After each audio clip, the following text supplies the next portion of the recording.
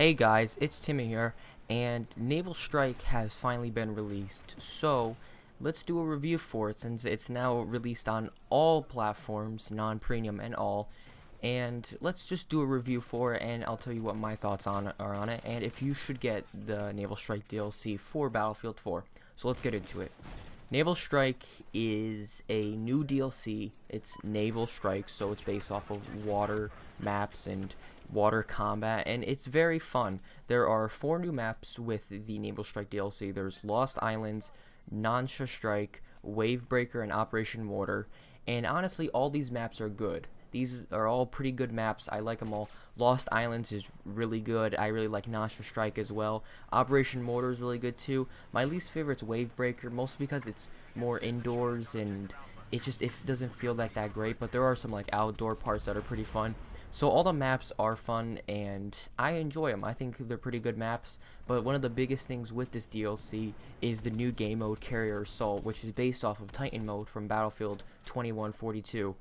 Meaning what you do is you capture flags, they say Conquest, and those flags have like rockets on them, and those rockets, missiles, whatever you want to call them, start shooting towards the enemy carrier, and once the carrier goes below like 50%, the carrier doors will open and you could actually assault the carrier, plant bombs in like the main deck area, and then down below in the engine area to win like the game.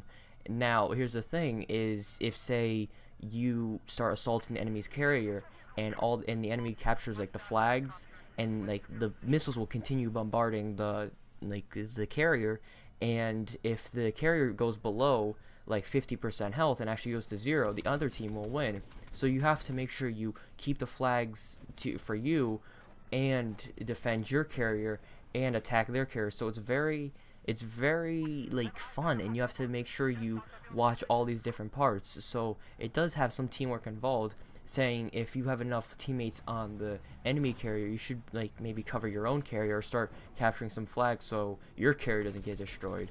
So it is really fun. It's a really fun game mode, and even conquests on these maps are fun, and Rush too. Rush has been pretty bad in Battlefield 4. A lot of the maps aren't optimized for Rush, but Rush is fun on these maps, definitely. So these maps are really good. They're pretty well designed. Like I said, Wavebreaker is my least favorite map, but I'll still play if it comes up in the rotation, especially if it's like Conquest or something. It's still very fun. Now, it's a DLC, so it has new weapons. It has 5 new guns: the AR-160, the SR-2, the AWS, the SR-338, and the SW-40, with 2 new gadgets: the M323GL and the AA mines. So we got these new guns and new gadgets. They're pretty good all around. The AR-160, it's a decent assault rifle. I mean, I still love my M416. That's my favorite gun in the game. But the AR-160 is not a bad gun, and if you want to use it, you can. It's pretty good. The SR2 is a great PDW. I have not used it, but I heard great things about it, and I heard it's a really good PDW. The AWS is probably the best LMG right now. It is very, very good.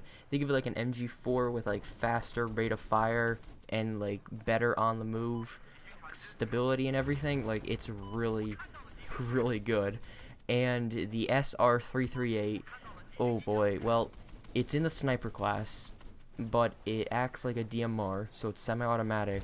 But what's weird is that if you start shooting it too fast, the bullets will veer off course and it will just be really inaccurate, and it's just not a good sniper. I really suggest don't use the SR-338. No matter how much you want to try, you'll pick it up and be like, wow, this is actually pretty good. No, it's not. Just stop. Just don't use it at all. Just use a DMR. I mean, it is nice. It shows like how DMRs would act if they had like say scopes and stuff, but it's just not worth it. So don't use the SR-338. The SW-40, it's just like say the 44 Magnum or the MP412, but it doesn't have a delay on like the shot. Like when you fire like the revolvers, they'll have like a delay with like the trigger. This one doesn't, so it's pretty good there. If you want to use a revolver, you can. I really don't use revolvers that much, so I just don't use it. But next, the gadgets: the M323GL. It's a grenade launcher that fires 3 grenades. I don't know why DICE added this. It's really dumb. Don't use it. Why is okay, whatever. Perfect for like Operation Locker or Metro or whatever. It's just a really trolly weapon, to be honest. Anyway, the AA mines. Those are basically automatic firing lock-on missiles. Like basically think like a Stinger, but automatically locks on for you. You would think this would be overpowered. It kind of is, because then you're like the helicopter or the jet or whatever you're locking onto will like dump its flares, and then you could like shoot it or whatever. It doesn't really do a lot of damage, to be honest, and they're really dumb, the AA mines. Like the helicopter either has to be really close, and you have to like spot it. If you don't spot it yourself, I'm pretty sure they don't even work well. Like they literally have to be so close that you could shoot the pilot out with your main primary. It's really more of like a weapon, so you could get like the flares to be dumped out by like the enemy helicopter, so you could shoot, say, your Stinger at it or whatever. It's a whatever weapon. I don't really use it. I think it would be better to just have like repair tool, small, or not a small, a SRAW, because I just think that's a better combo, and that's what works for me. But I just don't like the AA mines. And finally, I mean, there's a new vehicle. There's the hovercraft. That thing's just fun. It's like a bumper car.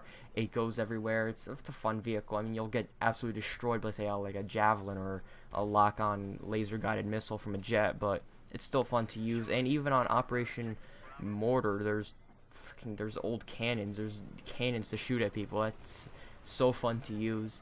So yeah, in my opinion, should you get Naval Strike if you don't have any other DLCs? Definitely. It's a lot of fun. The maps are so much fun to play on. There's a lot of like swimming and everything, and I really like it. I think it's a really fun DLC. So yeah, tell me what you think about Naval Strike in the comments below. Would love to hear what you guys think. Leave a like, favorite, subscribe, all that stuff, and I'll see you guys next time.